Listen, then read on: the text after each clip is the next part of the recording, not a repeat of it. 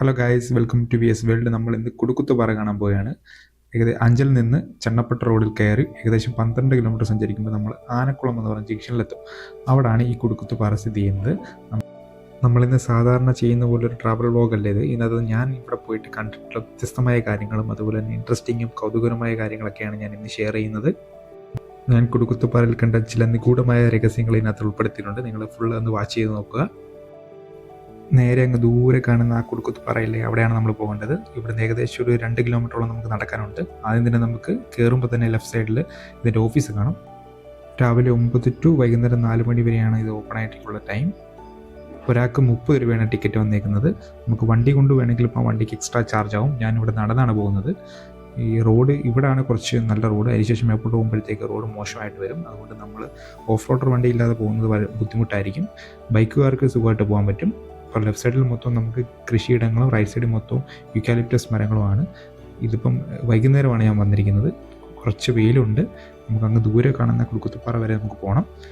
അപ്പോൾ ഇടയ്ക്ക് വഴി തെറ്റാൻ സാധ്യതയുണ്ട്. ഞാൻ ഇതിനകത്ത് ഫുൾ വഴി കാണിച്ചു തരുന്നുണ്ട്. റൈറ്റ് സൈഡിലോട്ട് പോകരുത്. റൈറ്റ് സൈഡിൽ പോയാലും കറങ്ങി തിരിഞ്ഞ് കയറി വരേണ്ടി വരും. അതുകൊണ്ട് നമുക്ക് നേരെ ഒരു 200 മീറ്റർ പോകുമ്പോഴത്തേക്ക് ഇങ്ങനൊരു വഴി വരും. അപ്പോൾ നമുക്ക് നേരെയാണ് പോകേണ്ടത്.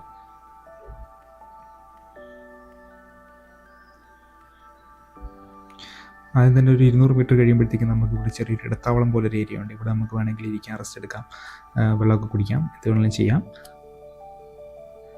നമ്മളിതിനകത്ത് കയറുമ്പോൾ പ്രത്യേകം ശ്രദ്ധിക്കണം. നമ്മൾ ആവശ്യത്തിനനുസരിച്ചിട്ട് വെള്ളവും പിന്നെ ചെറിയ കൊതുകൊക്കെ ഉണ്ട്. നമുക്കിപ്പോൾ കൊതുകിൻ്റെ ഒഡോമോസ് പോലുള്ള ക്രീമൊക്കെ കൊണ്ടുവരികയാണെങ്കിൽ അതൊക്കെ തേച്ചിട്ട് കയറി കഴിഞ്ഞ് കഴിഞ്ഞാൽ കൊതുകിൻ്റെ മറ്റേ ഈച്ചയുടെ ശല്യമൊക്കെ ഒഴിവാക്കി കിട്ടും. അകത്തോട്ട് കയറുമ്പോൾ മൊത്തം 2 സൈഡിലും കാടായതുകൊണ്ട് തന്നെ വലിയ ചൂടോ വെയിലോ ഒന്നും നമുക്ക് അടിക്കത്തില്ല. നമ്മൾ ഏകദേശം ഒരു കിലോമീറ്ററോളം കഴിയുമ്പോഴത്തേക്ക് നമുക്ക് ഇവിടെ ഒരു ചെറിയൊരു കടയുണ്ട്. പക്ഷേ ഞാൻ വൈകുന്നേരം 4 മണിക്ക് ശേഷം വന്നതുകൊണ്ട് തന്നെ ആ കടയെല്ലാം ക്ലോസ് ചെയ്തിട്ട് അവർ പോയിട്ടുണ്ട്. അപ്പോൾ ഇവിടെ തൊട്ടാണ് നമ്മൾ സ്റ്റെപ്പ് സ്റ്റാർട്ട് ചെയ്യുന്നത്. ഇവിടെ വരെ നമുക്ക് വണ്ടി കൊണ്ടുവരാൻ പറ്റത്തുള്ളൂ. സ്റ്റെപ്പ് ഏകദേശം കുറേ കയറാനുണ്ട്.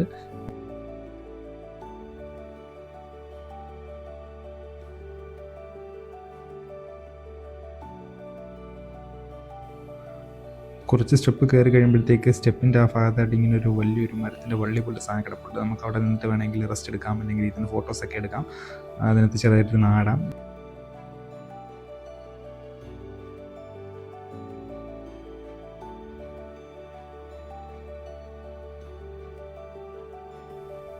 പിന്നെ അവിടെ രസകരമായിട്ട് കണ്ടൊരു കാര്യം എന്ന് പറഞ്ഞാൽ ഈ പാറയുടെ മുകളിൽ നിന്ന് വെള്ളം ശക്തമായിട്ട് ഒലിച്ച് വന്ന് അവിടെ ഒരു പാത്ത് റെഡി ആയിട്ടുണ്ട്. അത് കാണാൻ നല്ല രസമാണ്.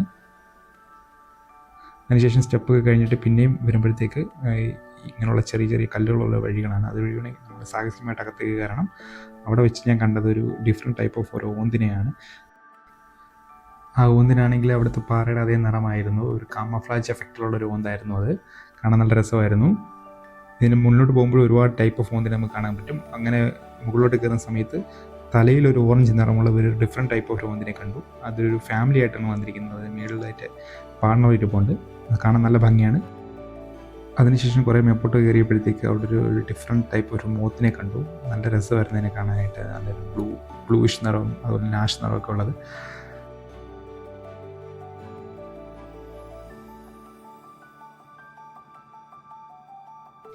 അതിനുശേഷം എനിക്ക് തോന്നിയത് പണ്ട് ആരൊക്കെ ഇവിടെ താമസിച്ച് പോയിട്ടുള്ള ഒരു ഗുഹ പോലൊരു ഒരു പാറക്കെട്ടാണ് കണ്ടത്. അതിൻ്റെ അടിയിൽ വേണമെങ്കിൽ നമുക്ക് മഴയും കയറിയിരിക്കാം, അതുപോലെ തന്നെ അവിടെ താമസിക്കാം. അങ്ങനെ രസകരമായൊരു സംഭവം അവിടെ കാണാൻ കഴിഞ്ഞു.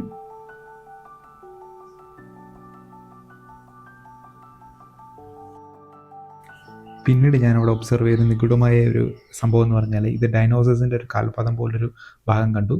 May be അതാവാം.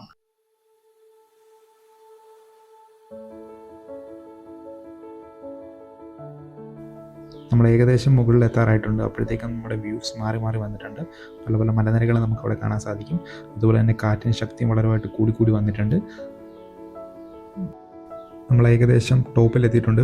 ഇതാണ് കുടുക്കുത്തുപാറ. നമുക്കവിടെ നിലവിൽ കയറാൻ സാധിക്കില്ല. ഇതിൻ്റെ താഴെ വരെ നമുക്ക് നിൽക്കാം. ഇവിടെ നല്ല കാറ്റും നല്ല ആംബിയൻസുമാണ്.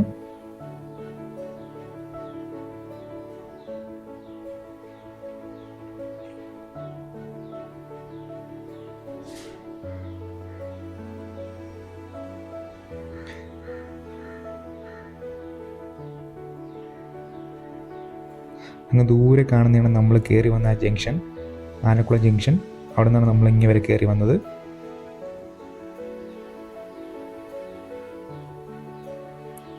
ഇവിടെ വന്നിരുന്ന് റെസ്റ്റ് ചെയ്യാനും ആഹാരം കഴിക്കാനൊക്കെ നല്ല രസമാണ് കേട്ടോ. നല്ല കാറ്റുണ്ട്, നല്ല ക്ലൈമറ്റ്, ഒരുപാട് ചൂടൊന്നും അറിയാൻ സാധിക്കുന്നില്ല.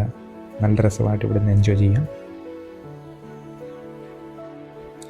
തിരിച്ചിറങ്ങുന്ന സമയത്തും ആ തലയിൽ ഓറഞ്ച് നിറമുള്ള ആ ഒന്നിനെ കണ്ടു. ഇത് ഡിഫറെൻ്റ് ഫാമിലിയാണ്.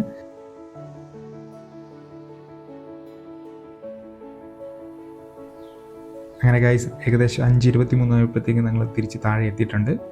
ഇനി നമുക്ക് തിരിച്ച് വീട്ടിൽ പോകാം. ഒരു സൺസെറ്റ് സമയമായിട്ട് തന്നെ സൂര്യന് പ്രത്യേക ഭംഗിയായിട്ടുണ്ട്, കാണാൻ നല്ല രസമായിരുന്നു.